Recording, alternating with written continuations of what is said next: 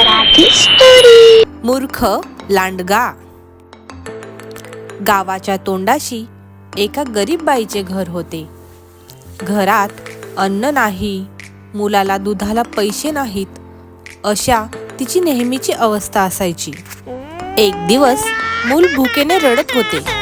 मुलाला काय समजावून सांगायचे, जणू भीतीने तरी तो गप्प बसेल असा विचार करून ती त्याला म्हणाली, गप्प बस आता, नाही तर मी तुला लांडग्याला देऊन टाकीन.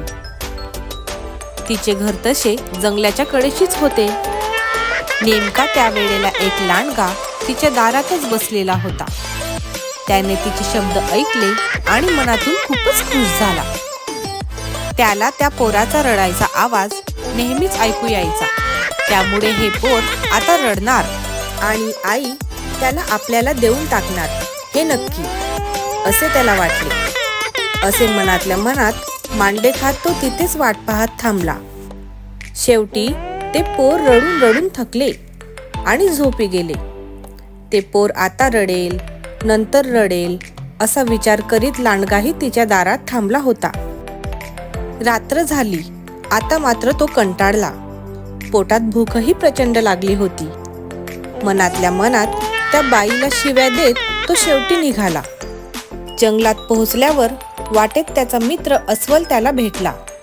त्याने विचारले, का रे मित्रा, काय झाले, वैतागलेला दिसतोयस?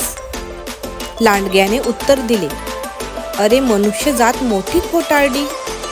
मी त्या बाईच्या शब्दावर विश्वास ठेवून आत्तापर्यंत बसलो, पण मूल काही मिळाले नाही.